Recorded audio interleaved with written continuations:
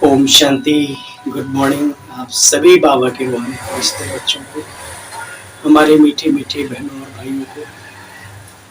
बीते हुए कल का दिवस, कल का जो दिन था, हमारी इस यज्ञ की, इस विश्व की, इस ब्रह्मांड की मम्मा मातेश्वरी जगदम्बा मैया का स्मृति दिवस।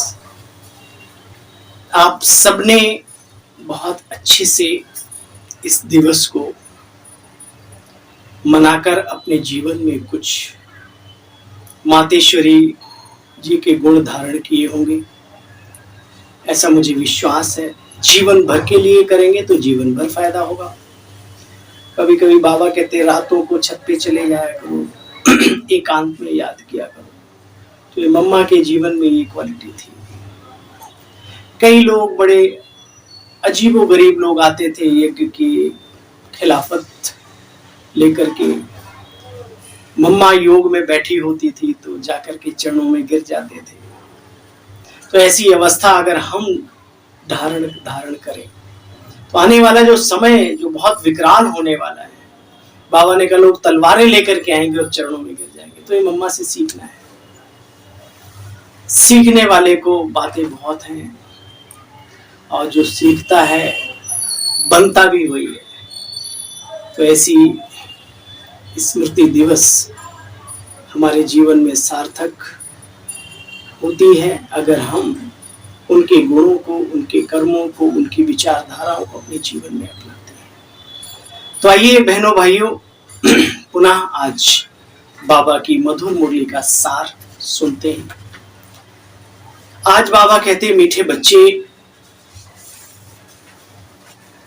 बाप तुम्हें नई दुनिया के लिए राजयोग सिखला रहे हैं। ये बाबा को कहना पड़ता है। कई बीके भाई बहन अपना प्रेजेंट टाइम पे फायदा सोचने लगते हैं कि हमने इतना समय बाबा के बने तो हमारा क्या फायदा हुआ। बाबा कहते बच्चे, वर्तमान में भी बहुत श्रेष्ठ थे, श्रेष्ठ हो, नो डाउट, लेकिन ये ज्ञान और योग भविष्य के लिए है। और जो बाबा का बन गया उसे वर्तमान की चिंता नहीं करनी चाहिए, ऐसा मैं मानता हूं। ईश्वरीय सत्ता श्रेष्ठ पुरुषार्थियों को अपना नूरे रतन बनाकर रखती है। बाकी हम सब समझदार हैं। हमारी बीबी, हमारे बच्चे, हमारे अड़ोसी पड़ोसी संबंधी हमारे जीवन का उनके ऊपर भी प्रभाव पड़ता है। उनके जीवन में भी चार चांद लग जाते हैं। तो फिर हमें अपनी चिंता क्या। तो मीठे बच्चे, बाप तुम्हें नई दुनिया के लिए राजयोग सिखला रहे हैं, इसलिए इस पुरानी दुनिया का विनाश भी होना जरूरी है। मनुष्यों में कौन सी एक अच्छी आदत पड़ी हुई है, लेकिन उससे प्राप्ति कुछ नहीं है। बाबा कहते मनुष्यों में जैसे आदत पड़ी है भगवान को याद करने की। जब कोई भी बात होती तो कहते हैं हे भगवान। बुजुर्गों से उठा नहीं जाता तो घुटनों पे अपने हाथ रख के उठते, हे भगवान उठा ले, हे भगवान। सामने शिवलिंग आ जाता है, लेकिन यथार्थ पहचान न होने के कारण बच्चे प्राप्ति कुछ भी नहीं। कह देते सुख दुख वही देता है। तुम बच्चे अभी ऐसा नहीं कह सकते हो, तुम जानते हो ये हमारे अपने कर्मों के लेखे जोखे हैं। ओम शांति। बाप जिसको रचता कहा जाता है, किसका रचता बच्चे? नई दुनिया का, इस सृष्टि का नहीं, नई सृष्टि का, है ना। ये बाकी पांचों प्रकृति के तत्व, पूरा ब्रह्मांड के अंदर जो सिस्टम है ऑटोमेटिकली बना हुआ है। ऐसे आत्मा अजर अमर अविनाशी है, ऐसे ईश्वरीय सत्ता भी है और ये प्रकृति भी है। किसका रचता? नई दुनिया का। अभी इन बातों को तुम बच्चे अच्छी तरह से जानते हो। यह राजयोग है सती हुई नई दुनिया के लिए। तो जरूर फिर बच्चे पुरानी दुनिया का विनाश होना चाहिए। उसके लिए यह महाभारत लड़ाई है। आधा कल्प से लेकर तुम बच्चे भक्ति के शास्त्र आदि पढ़ते आए। अब तो बाप से डायरेक्ट सुनते हो ना। बाप कोई शास्त्र नहीं बैठकर सुनाते। जप तप करना, शास्त्र आदि पढ़ना, ये सब भक्ति मार्ग है बच्चे। भगवान से मिलने के लिए मेहनत कितनी करते हैं। बाप कहते बच्चे, ईश्वरीय प्राप्ति तो ईश्वर से ही होती है और उसके द्वारा दिए हुए ज्ञान से फिर सच्ची सद्गति होती है। देखो बच्चे, ज्ञान और भक्ति दोनों इकट्ठे तो चल न सके। अभी तुम बच्चे जानते हो कि बाप ने अपना परिचय दिया है, मैं छोटी दिव्य ज्योति बिंदु स्वरूप आत्मा हूं। मुझे ज्ञान का, बाबा कहते हैं मुझे ज्ञान का सागर कहते हैं, मुझ बिंदु में सारा ज्ञान समाया हुआ है। बाप कहते बच्चे, हमने आज से 5000 वर्ष पहले भी तुमको कितना समझदार बनाया था, अब फिर से बन रहे हो, तो तुम बच्चों को अंदर में खुशी से गदगद होना चाहिए। बेहद का बाबा शिव बाबा करके हमको पढ़ा रहे हैं। देखो, सृष्टि के आदि मध्य अंत का ज्ञान भी समझा रहे, ऐसा बाबा हमारे लिए आया है। तो खुशी में गुदगुदी होती है ना। बाबा कहते बच्चे, सॉरी, बाबा को कहते हैं बाबा हमको अपना आपने वारिश बनाया है। बाप बच्चों पर वारी जाते हैं, बच्चे फिर कहते हैं कि भगवान आप जब आएंगे तो हम आप पर बारी जाएंगे, अर्थात अपना बच्चा बनाएंगे। यह भी अपने बच्चों को ही वारिश बनाते हैं। बाबा को वारिश कैसे बनाएंगे, तो बड़ी गुहे बात है। देखो बच्चे, बाप कहते हैं रावण राज्य खत्म होना ही है। अब 2 तरीके से बात है। आपके अपने जीवन में अगर रावण अभी भी काम कर रहा है, राज्य कर रहा है, बाबा कहते घबराओ मत, वो दिन आएगा जब संपूर्ण साम्राज्य उसका नष्ट हो जाएगा। तुम सिर्फ पुरुषार्थ करो। और दुनियावी सिस्टम के हिसाब से भी बाबा कहते ये रावण राज्य खत्म होना ही है। कुछ भी हो, घबराओ मत, आज नहीं तो कल बिखरेंगे ये बादल। देखो बच्चे, बाप कहते यह रावण राज्य खत्म होना ही है, राम राज्य की स्थापना भी शिव बाबा कर रहे हैं। 5000 वर्ष पहले स्वर्ग था, श्री लक्ष्मी नारायण का राज्य था। पहले गद्दी इनकी चली, फिर श्री कृष्ण प्रिंस, फिर स्वयंवर, तो फिर राजा बना।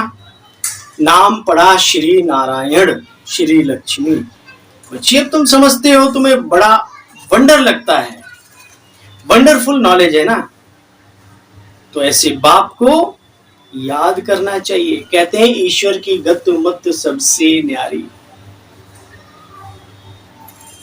देखो बच्चे, यह अब तो पतियों का पति और बापों का बाप है। जी बाबा,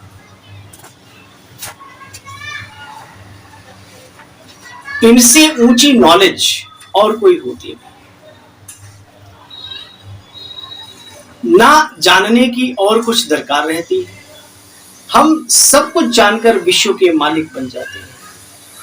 बाबा कहते बच्चे, पुण्य आत्मा बनने के लिए याद योग बहुत जरूरी है।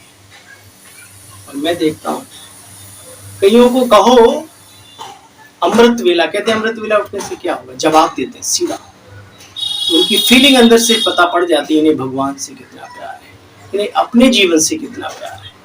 अरे ब्रह्म मुहूर्त का अगर फायदा नहीं उठाएंगे तो लौ लगेगी कैसे।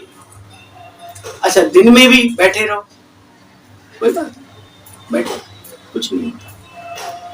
तो दिन के शुभारंभ में अगर प्रभु से लगन लगा ले, कितना अच्छा। भक्ति भी देखो सुबह सुबह करते हैं।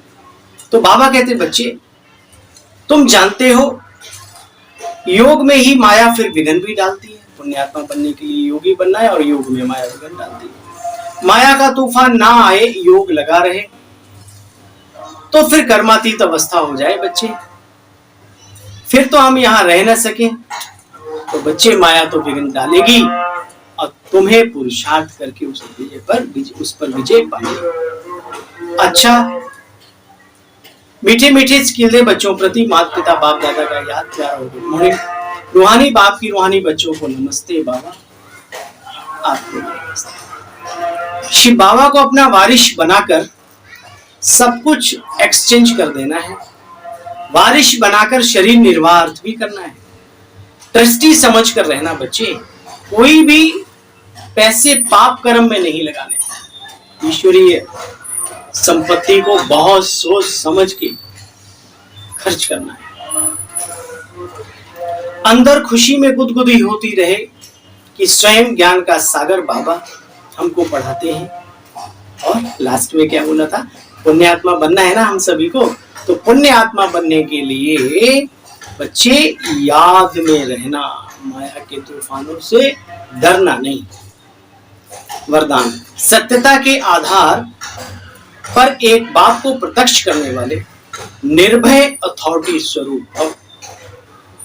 सत्यता ही प्रत्यक्षता का आधार है।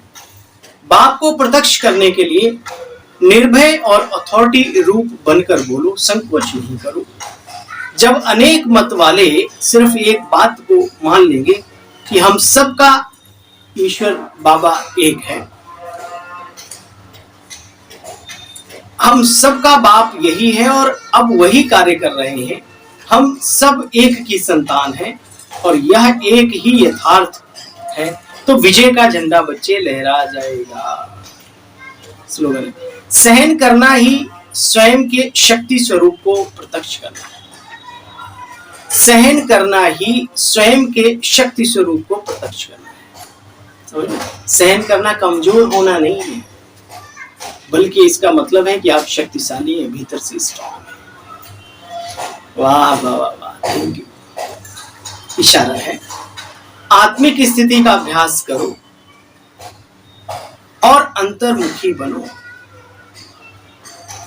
देखो बच्चे, ऐसे निरंतर तपस्वी बनो, तब हर आत्मा के प्रति कल्याण का शुभ संकल्प उत्पन्न होगा। भल कोई अपने संस्कार स्वभाव के वश आपके पुरुषार्थ में परीक्षा के निमित्त बना हुआ हो, उसके प्रति भी सदा कल्याण का संकल्प उत्पन्न हो।